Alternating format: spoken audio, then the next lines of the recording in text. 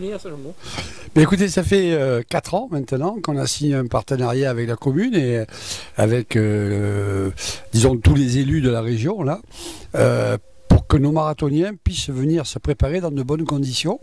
Et donc aujourd'hui, bien, le contrat a été rempli puisque 4 ans après, pour la première fois, nous allons avoir 3 hommes et 3 femmes au départ d'un marathon olympique. Ça ne s'est jamais produit dans l'histoire de la fédération, c'est déjà un succès. Et puis il y a toujours eu régulièrement le plaisir de venir ici avec les coachs, faire en sorte que on ait de très bonnes conditions pour se préparer, à la fois dans la préparation mais aussi dans la récupération. Et donc il fallait qu'on fête ça, disons qu'on fête un peu cette réussite. Après on verra ce que donnera la compétition, mais déjà d'avoir 3 hommes et 3 femmes au départ des Jeux Olympiques, pour la France c'est très bien. Ça ferait quoi? Ben écoutez, vous savez, le marathon c'est une épreuve particulière. Il y a 200 pays au départ.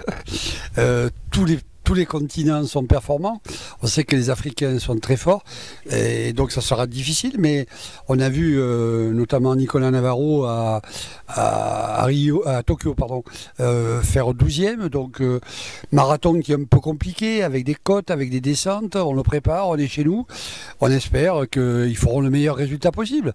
Et pourquoi pas, sur les 6, une médaille. Alors ce parcours a été choisi par le comité d'organisation, hein, donc je pense que le COJO a souhaité avoir quelque chose d'extraordinaire. Départ devant l'hôtel de ville, arrivée à la place des Invalides, on va jusqu'à Versailles, c'est symbolique, mais enfin pour aller de Paris à Versailles, il y a une côte, ça s'appelle la côte des Gardes.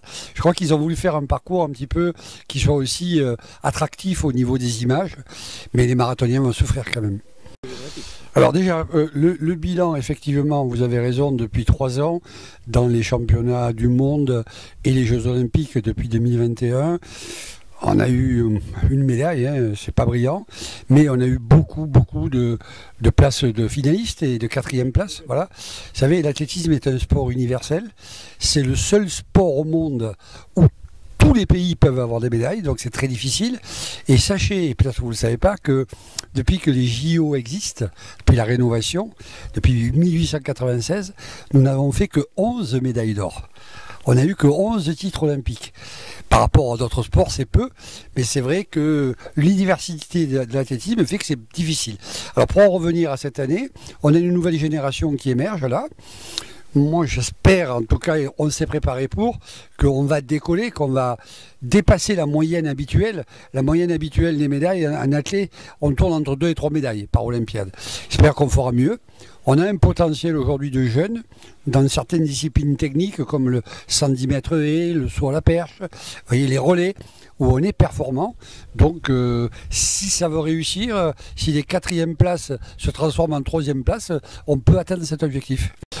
Alors, 110 mètres haies, inévitablement on a du potentiel sur 110 mètres haies, on a du potentiel au saut à la perche, parce que derrière Duplantis tout est ouvert.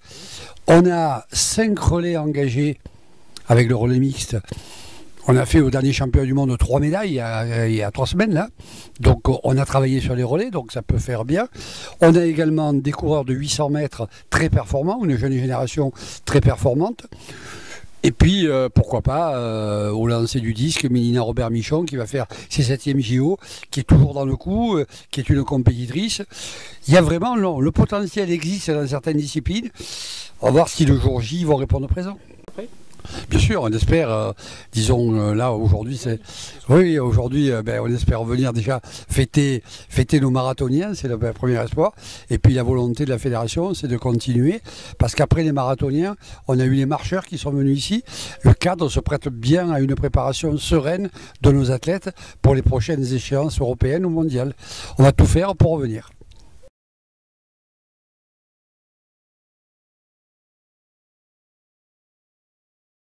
Je suis déjà venue en 2022 pour la première fois, je n'avais même pas encore fait de marathon et c'est vrai qu'il y a pas mal de parcours en nature.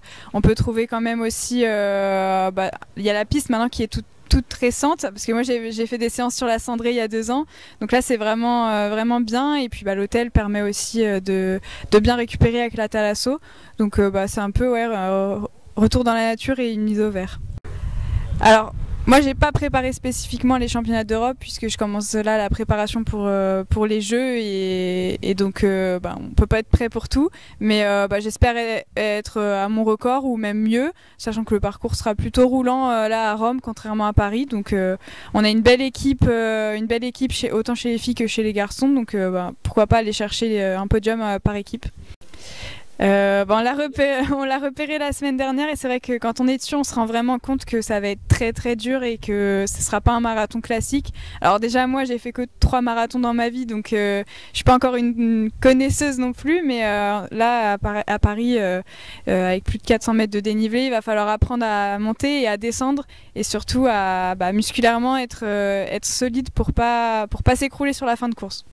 Ah oui, là c'est clair, en général on y va surtout pour l'altitude et on cherche plutôt des parcours plats, mais là non, on va chercher vraiment à rester sur des parcours vallonnés et même à aller chercher encore le plus vallonné possible. Donc Font-Romeu ça sera parfait, il y aura de quoi faire puisque moi j'habite à Lille et c'est pas évident de trouver des longues côtes ou des longues descentes, donc Font-Romeu ça sera vraiment bien. Ah oui, là c'est clair, en général on y va surtout pour l'altitude et on cherche plutôt des parcours plats, mais là non, on va chercher vraiment à rester sur des parcours vallonnés et même à aller chercher encore le plus vallonné possible. Donc Font-Romeu ça sera parfait, il y aura de quoi faire puisque moi j'habite à Lille et c'est pas évident de trouver des longues côtes ou des longues descentes, donc Font-Romeu ça sera vraiment bien. Vos ambitions sur les Jeux ?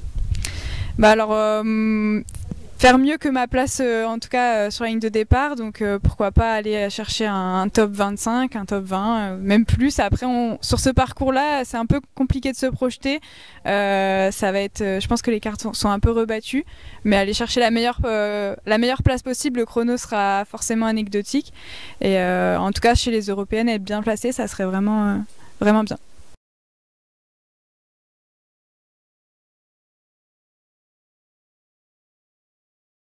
Donc je viens à Saint-Jean-de-Mont depuis 2020. En 2020 j'avais eu ma première sélection en équipe de France A pour les championnats du monde de semi-marathon.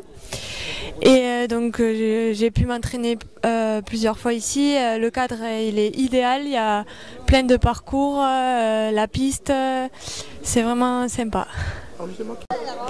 Les terrains souples c'est idéal pour ne pas se blesser. Donc pour les sorties longues, je préfère aller en forêt que les faire sur la route. Voilà.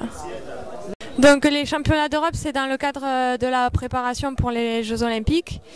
Et l'objectif, ce serait vraiment super si on pouvait faire une médaille par équipe. Et après, j'aimerais bien battre mon record personnel. Quel est votre record ? 1h11,7.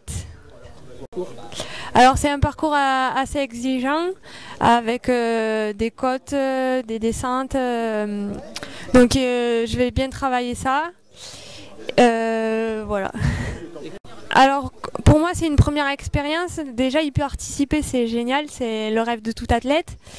Et après je vais faire le mieux possible et on verra le jour J. Après je suis jeune, je sais qu'il y aura d'autres Jeux Olympiques derrière. Mais vraiment, là, on a pu voir le parcours, on a pu s'entraîner dessus. Donc, bien se préparer pour être au top le jour J.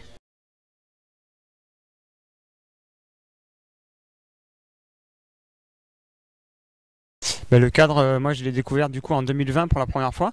Et j'y suis revenu depuis, j'y suis revenu 2 fois depuis.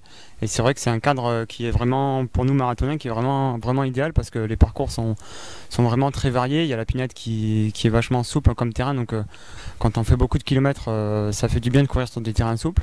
On a de la route aussi en front de mer si on veut faire des longues séances sur la route, et on a la piste juste à côté maintenant. Donc c'est vraiment un cadre qui est parfait. Et pareil, niveau de la récupération, la thalasso, ça fait du bien aussi après les grosses séances d'entraînement. Donc le cadre est vraiment, vraiment idéal, quoi.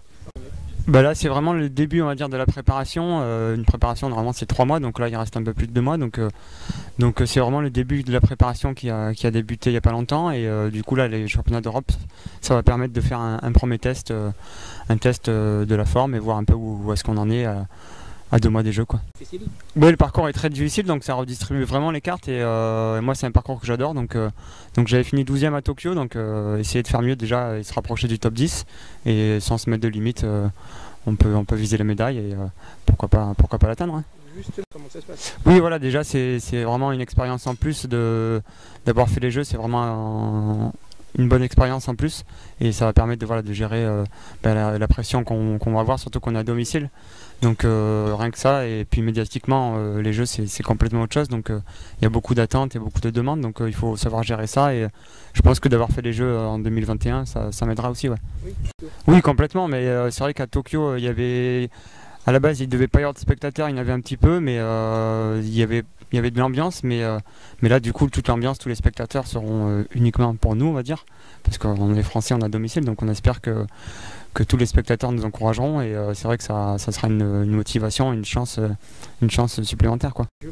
Bah là, c'est vrai que plus la préparation approche, plus on se met entre guillemets dans notre bulle. Et vraiment, la phase terminale, ça sera quand moi je monterai à Font-Romeu.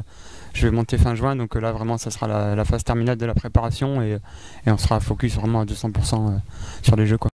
Alors cérémonie d'ouverture, non, malheureusement j'irai pas parce que ça faisait trop compliqué en termes de logistique. Moi je termine mon stage le 27 et la cérémonie le 26, donc il aurait fallu que je rentre plus tôt du stage pour monter à Paris, pour ensuite redescendre à Aix-en-Provence pour remonter après, donc ouais, beaucoup trop compliqué, donc malheureusement j'irai pas à la cérémonie d'ouverture.